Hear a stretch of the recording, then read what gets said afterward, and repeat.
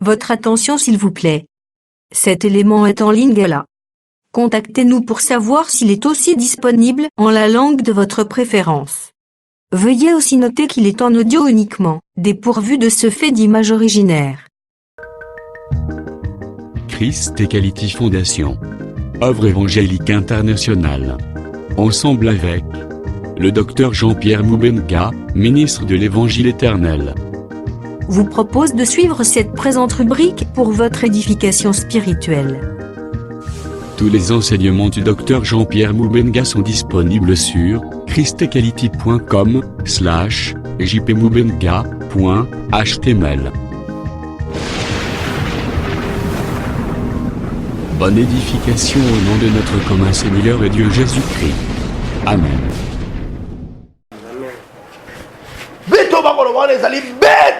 Qui monte de la mer parce que yende azali na mito boni samo.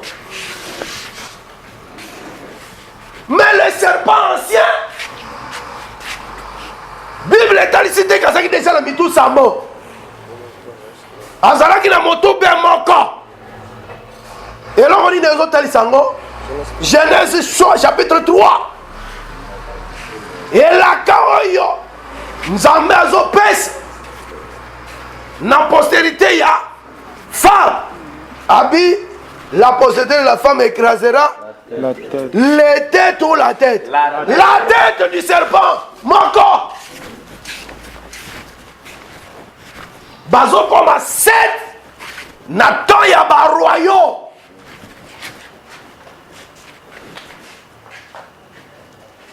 Et le faux prophète ezali pe stratégie mosusu. Stratégie à liboso par rapport à la famille, les origines. Stratégie à mibale par rapport au royaume. Et stratégie à misato par rapport au faux prophète. Le faux prophète, c'est l'église. C'est la fausse église. Stratégie à qui église, c'est quoi ça? Mais biso tozana na stratégie, il y a origine. C'est là où nous disons tozozoa molongo yo lisusu motalela biso tango ntomba na yebite na talaki ata air na mandaki dans 20 minutes. Merci. Aujourd'hui, Genèse toujours, tozana Genèse chapitre 30, si je ne me trompe.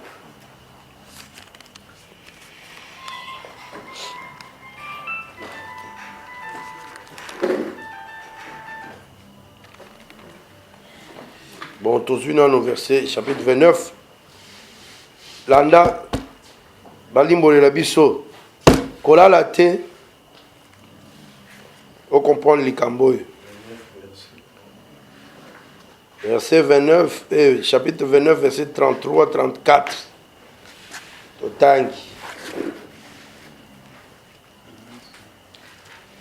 Genèse 29, 33-34. Totangiam. Elle devint encore enceinte et elle enfanta un fils. Elle dit: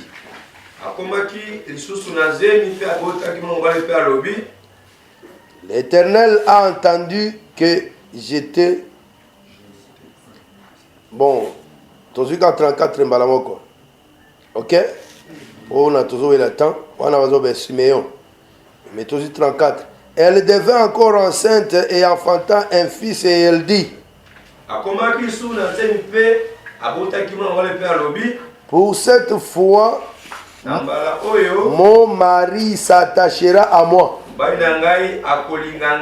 car je lui ai enfanté 3 fils. C'est pourquoi on lui donna le nom de Lévi. Yokandeko. Et là, on a dit que Libota déjà, Libota, Babenga Kango déjà alliance.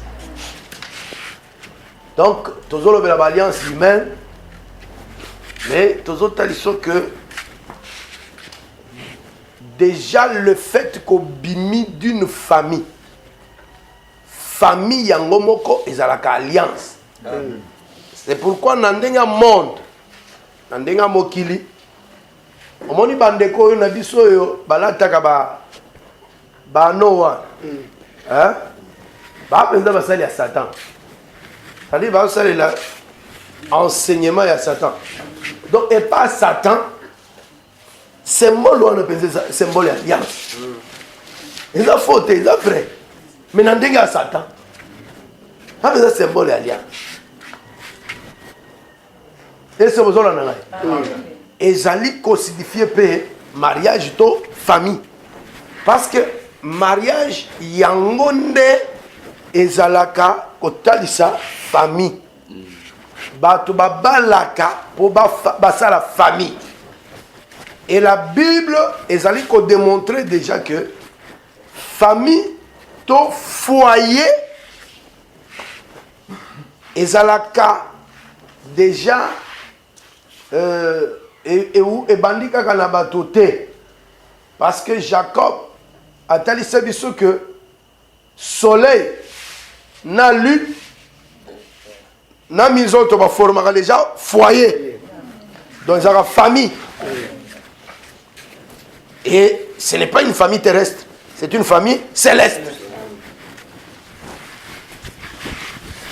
D'où nassé, c'est pourquoi nous allons ouvrir une parenthèse pour la koyebisa baboti na bandeko bazanano bilenge o bazo wela kokota na mariage. Yeba ete mariage ezalaka terrain moko makasi et pas wapi Satan abundisaka makasi. Le mariage est un ring à Satan. Parce que mariage, yangomoko, ezalaka, ezotalisa, et loko bazo benga alliance. Est-ce que vous avez entendu? Déjà, il y a Léa. Alors, cette fois-ci, mon mari s'attachera à moi. C'est le mariage. Mon bali kokangama moi aussi, c'est ça ce qu'on appelle mariage. Et s'attachera, et ça alliance. S'attachera, et ça a déjà alliance. Et c'est le troisième. L'alliance est Nikoloba, deux parties, Oyo et s'attacher. Et la présence de Lévi, ezali attachement. Ne diabolos abengango ano wana oyo ba catholique balakisa biso. Donc nalingi na ko convaincre ko fandisa yo sur le fait que tant que ba alliance humaine kokende nous komona ndenge bato bazolo ba boboto bonde côté bandana nona origine na yo oyebete lokolo bimi d'une famille, tu y es déjà lié aussi à une alliance. Alliance ya famille na yo. Si qu'on remarque boy. Deuxième dimension. Bon, nako introduire ma kamala biso. Deuxième dimension, il faut ebaboy. Libota na libota ezalaka naba loi na yango. Somme 104.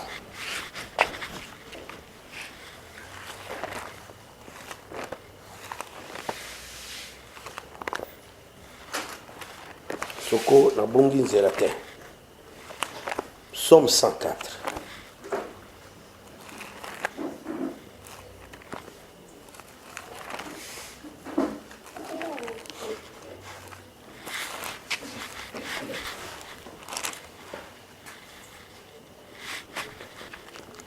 Batangeli biso rapidement na mongongo makasi pe balimboli verset 9 na 10. Psaume 104. Lisons au nom de Jésus-Christ. Tu as posé une limite. Non. Bon, on a ça l'erreur. C'est 105. Hein? Psaume 105, pas 104. 105, verset 9-10. Nous lisons au nom de Jésus-Christ. L'alliance qu'il a traitée avec Abraham et les serments qu'il a fait avec Isaac. Il a érigé pour Jacob en loi. Pour Israël en alliance éternelle. Amen. Est-ce que Bolandi litangue?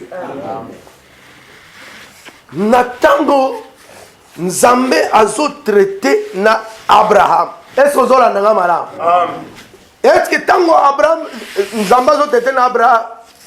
Isaac azalaki déjà? Est-ce que Jacob azalaki déjà? Mais Nzambe asali alliance na Abraham. Selon l'ikonyo, alliance na Abraham est tamboli d'Abraham en Isaac, d'Isaac en Jacob. Mais les alliances sont Nzamba salaki na Jacob. Les alliances sont Nzamba salaki na Abraham. La loi de la famille. Nazo informé yo, pe nazo rappelé yo que makambo yo ba famille na yo ba salaka alliance na Satan. Yeba ete yo mwana alliance wana en réalité kolongola nano ke ndenge obongoli motema alliance wana il faut elanda yo. Est-ce que vous avez entendu, frère? Amen. L'alliance des pères et l'andakabana. Ça, c'est en termes d'alliance. Dans Psaume chapitre 105. Même ce qui peut changer ma couleur, mais c'est toujours l'alliance là. Verset. Et ça en bien. Mais en mal, au Komemango na Exode 34, tout ce temps, verset 6 et 7. Kotali c'est que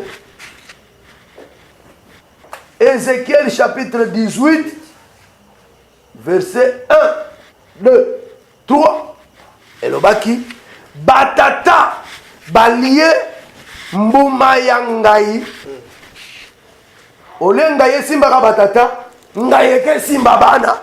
O baliaki mbuma wana te. Alliance oyo batata basalaka to bakoko basalaka. Ezo tambola ti ko poursuivre bana. Sikoyo ndenge ofandia. Esi yo yebi boyoka nyoyo bakoko na basalaka.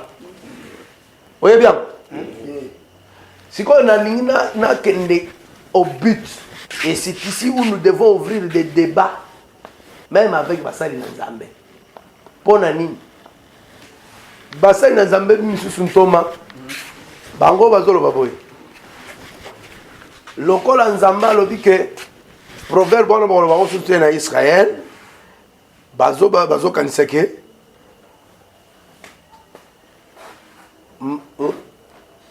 Conséquence topé séquelles. Il y a alliance à Bakoko et Kolanda bisote. Alors que Tozo Peso Boye Biboy, c'est vrai.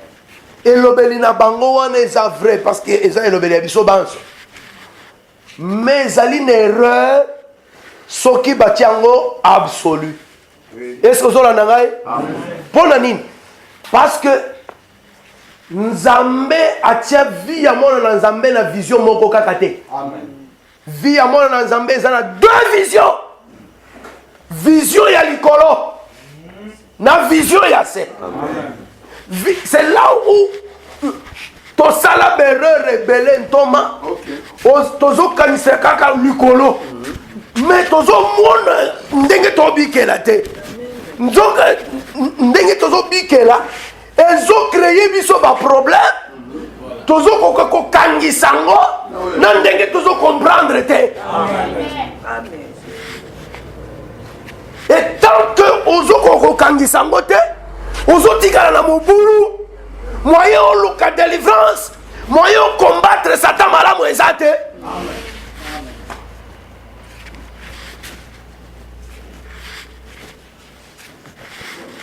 Nzoka, il faut yeba que Nzambe a perfectionné yo par l'œuvre de la croix.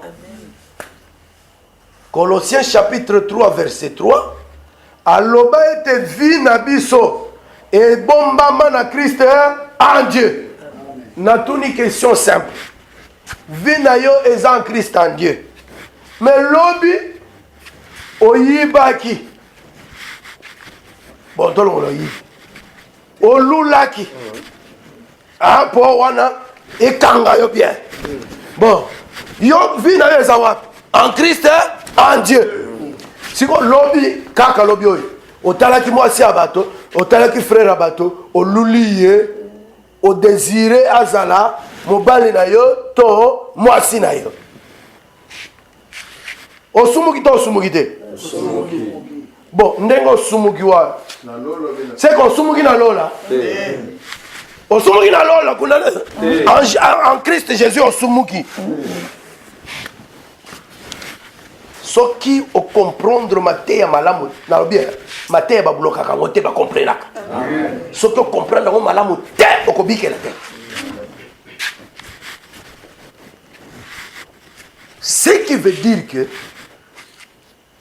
tu dois croire na perfection wana, mais il faut tenir compte ya marche na yo.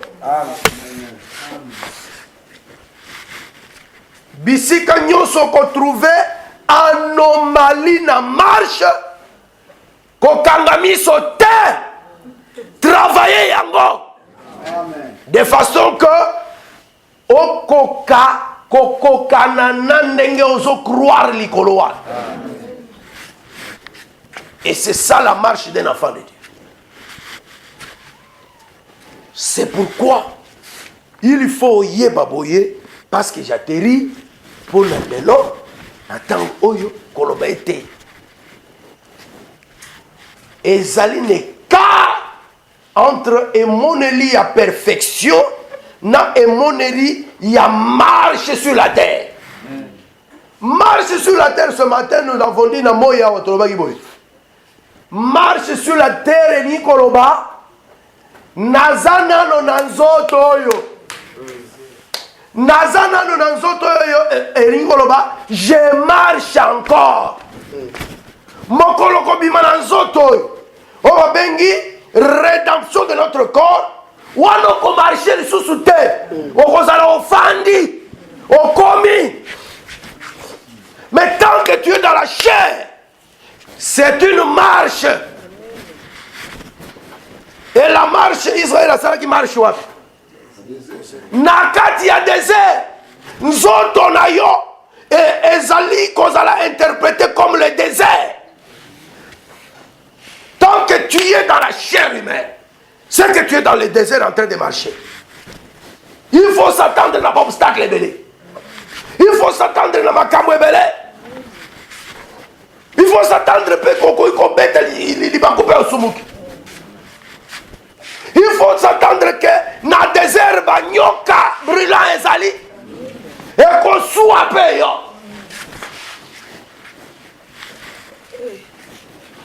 Tant que tu es dans le désert, tant que tu es dans la chair, et tant que tu es dans la marche. Et cependant, malgré que tu es dans la marche, mais Zambé déjà à sa prévoyant. Souka d'ailleurs. Souka wane servir au de miroir. Otala kayango. Mais, obo sanateke, ozana no otamora. C'est pourquoi, par rapport à l'alliance, il faut y ébaquer. Et Nikolobaki, perfection, eza, oyozomo no likolo wana, oba kote yayo.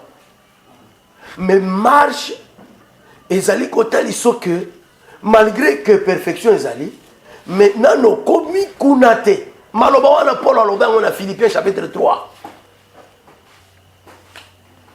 je n'ai pas encore atteint la perfection mais je suis parfait. Je suis parfait sans être sans avoir atteint la perfection. Alors il faut y avoir que tant que tozokende na kati ya marche nzamba lobele ngo pendenge mosusu ke bana na ngai boyeba bobanga batoyo azoloba tango azopesa bango promesse ya kokota na Canaan alobi ete bobanga batoyo bakozala bokuta na Canaan te nga moko nzambe na kobenga na bato wana liboso na bino ma précisa lobi na kobenga na bango na mbala moko te. Est-ce yoki? Là nous disons que la délivrance par rapport à l'œuvre de la croix et salemi mbala moko par l'œuvre de la croix pe nzamba lobi tout est accompli. Mais la délivrance n'a qu'à marcher salemaka progressivement. Est-ce que vous avez entendu? Progressivement ni koloba ba sekel mususu ya kimopagano na yo elanda kanano yo.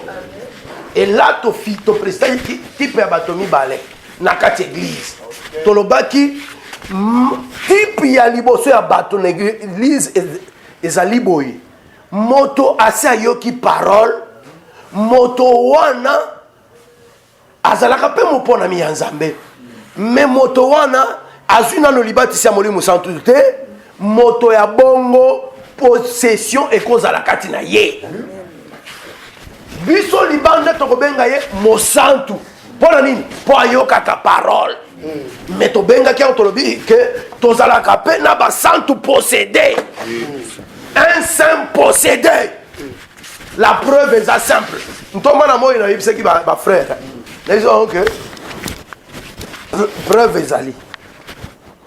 Ma frère va côté déjà kuna. Pas au sambera. Nabi na ko pointer kaka yo kota kuna. Oko kota kuna boye baba ndo sambela. Demo abandi ko lobakati na yo. Demo. Mais aux amo santo. Siko na mituni na tuna kina robi. Siko yo démon ya zoloba frère ya zosala théâtre to ezapeza démon ese bona ninga ah moto ayokaka parole maza possédé ça existe dans notre église boy. Deuxième possibilité ezali moto aza déjà baptisé du Saint-Esprit. Moto aza baptisé du Saint-Esprit à cause de la possédé d'esprit. Même motowana à cause de la réclamer. Ndeto pesa kinda kisetobi Israël sortant de l'Égypte. Ba sepeli balobi naza délivré. C'est vrai. Mais tant on va commis dans zela pharaon muto atikaki bango ayoki posa alanda bango. Kolanda wana eza réclamation. Tango pharaon va no landa bango babangaki. Et comme le malheur ne vient pas seul dire les Français ou la rue, Mère Rouge peut que Karabango liboso. Et ce sont c'est la vie d'un homme délivré. Mère Rouge est bloqué au liboso. Et Pharaon peut aussi. Ça c'est la réclamation. Parce que l'idée à Pharaon est Zagini. Na récupérer on a zongi sabango ba continuer comme ça musala bongo est-ce que ça la kiango mais amenasaki ces menaces s'appellent aussi l'influence ceux qui ont même influence dans la Galate ba bengiango envoûtement ou ensorcellement. Donc un homme oh il y a un Saint-Esprit à cause de la ensorceler. Selon Galate.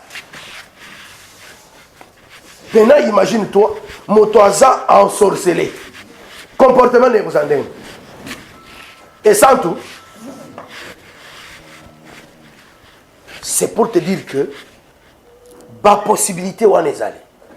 yozala conscient oyebi vi na o malamu sikoyo luka oyeba pe basekele oyo ekoki mpe kouta na libota na yo eza mpo omilobela te ke ngai naza kaka na kati ya libota na nga te mpo revendike badroit na yo okombattre biloko wana ezala nefe likolo na yo susu te.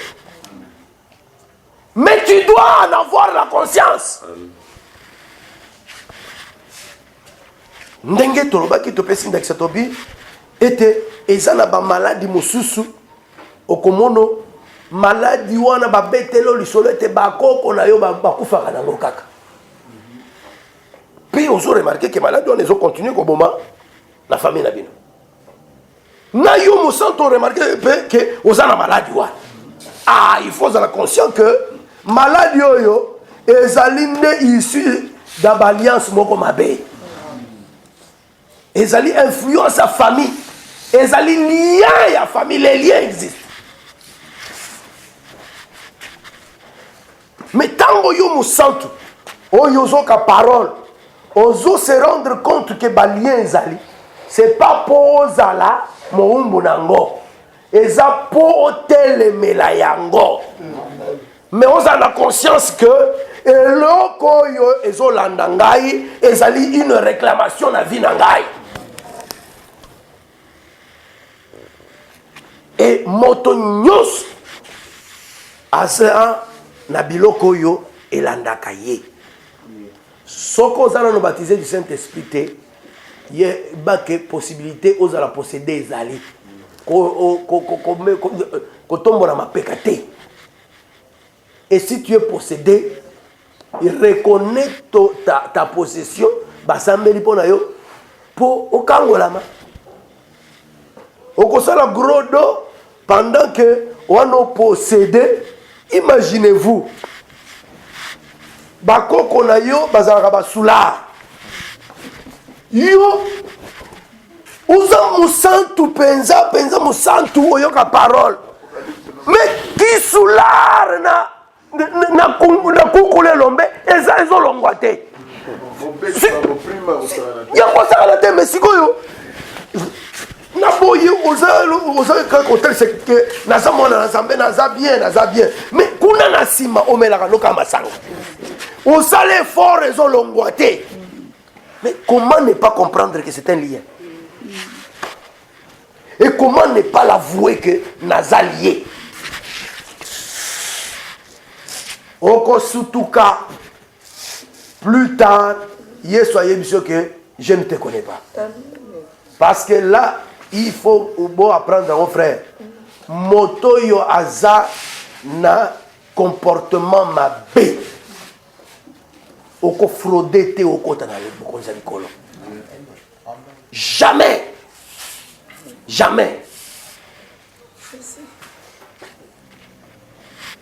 Mais il y a une conscience que bakoko na bin bako makami bange basuki apembe bimaka bango bazaka célibataire. Yo pe wano so comme déjà na 50 ans. Ozo koka ko bala te. Sikoyo déjà osuki ka wana te mo so mona pe na be bakoko na yo banoko bazalaka bongo. Batata mosi bazaka na ndako na bino famille kuna bazebele na bana na bango mibali bazate. Donc vous pensez que ezaka par hasard et c'est ça la perfection la parole de Dieu au balade. Tu dois être conscient oyeba ko renouveler tokolela na motema na yo. Et l'autre nazolo bano ezake okoki ko se décourager te. Pourquoi? Parce que la bonne nouvelle t'est déjà venue. Amen. Et dans ce cas, la bonne nouvelle est awapi. Nazongi na Ézéchiel 18 que bakolobela lisusu proverbe wana te. C'est là où tu dois revendiquer tes droits. Tango tozoteya bongo eza pona kozongisa yo na balien te ke soki ndenge te zala reconnaissant que lien ezali par rapport à nini, par rapport à progression à délivrance na yo.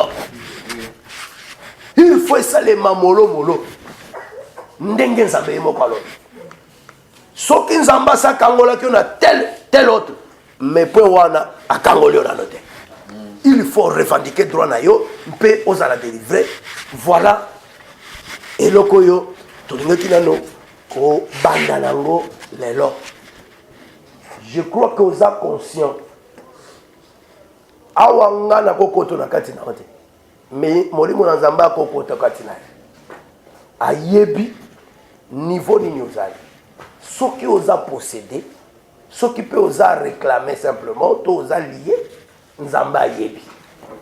Est-ce que vous avez entendu? Mais conscience na yo pe il faut ça là observer vie na yo. Les 3 jours ici observa ka vie na yo na yebete nzamba azape na biso na présidence poete tokambama na nzela ya mabondeli makasi ndenge oyo nzambe ye moko akokamba biso. Et pour l'instant je voulais arrêter là-bas na kombo na Yesu. Amen. Amen. Kanga miso na yo oloba quelque chose epai na nzambe kolandisama ndenge oyoki pe kolandisama ndenge ozali koméditer vie na yo tosambeli na kombo na Yesu Messi.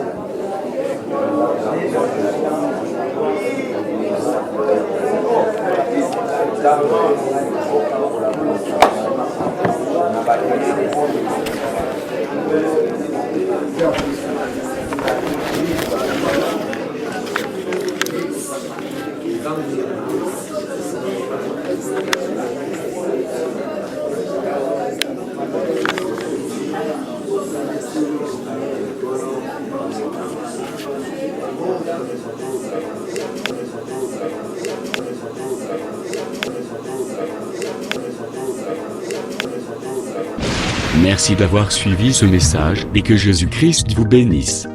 Si vous avez une question à l'intention de l'homme de Dieu, si vous voulez que l'homme de Dieu prie pour vous, si vous voulez vous confier à l'homme de Dieu, ou si vous voulez tout simplement bénir l'homme de Dieu, contactez-le directement si ses coordonnées sont disponibles depuis sa page. Sinon, contactez-nous et nous lui transmettrons vos préoccupations. N'oubliez pas de faire un tour à notre page évangélisation pour voir en quoi vous pouvez vous rendre utile à Christ par cette œuvre. Que Dieu vous bénisse tous. Amen. ChristQuality.com. Les cieux en un clic de la souris. Évangile-éternel.com, le site de l'évangile éternel.